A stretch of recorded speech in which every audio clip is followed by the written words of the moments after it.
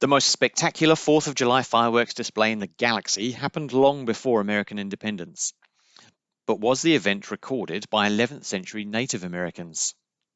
The Crab Nebula is the still exploding remnant of a thousand-year-old supernova.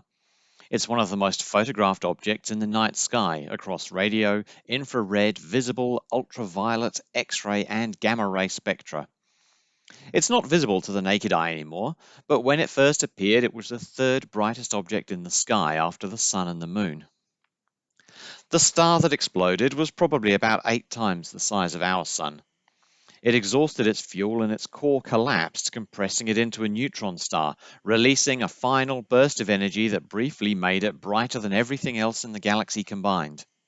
It is still one of the brightest sources of radio waves and X-rays in the sky.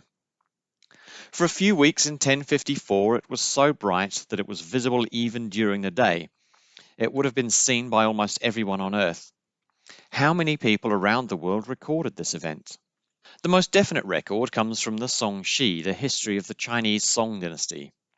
It reports, although forgive my pronunciation, in the first year of the period Jihei, which was 1054, the fifth moon, the day Jishu, which corresponds to the 4th of July, a guest star appeared approximately several inches southeast of Tianguan. After more than a year, it gradually became invisible. The Chinese record gives us a clear description and an exact date, the 4th of July 1054.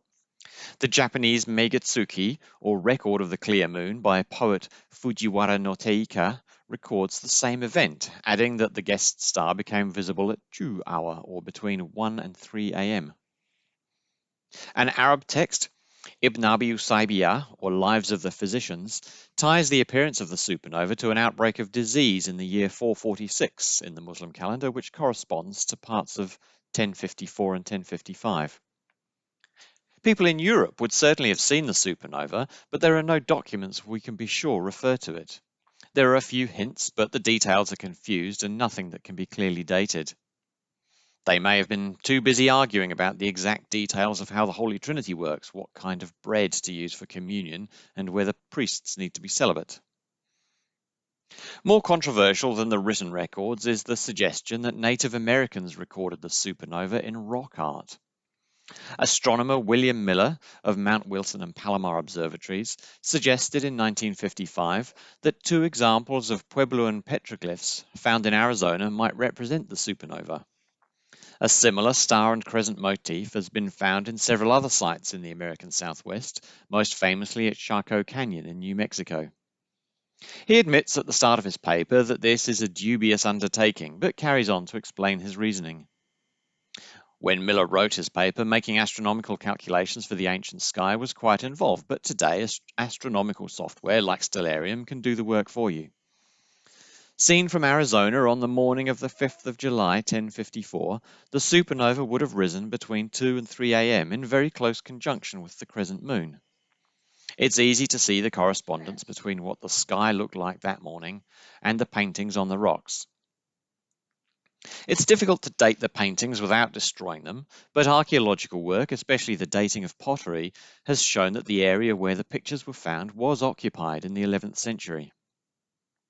William Miller recognizes that this evidence is circumstantial and will probably never know the truth. Dwayne Hamaker, author of The First Astronomers, points out that it's incredibly difficult to make a claim like this stick. The ancient Puebloans would certainly have seen the supernova, but that picture on the rock could be a comet or a conjunction of the moon and Venus or some other event.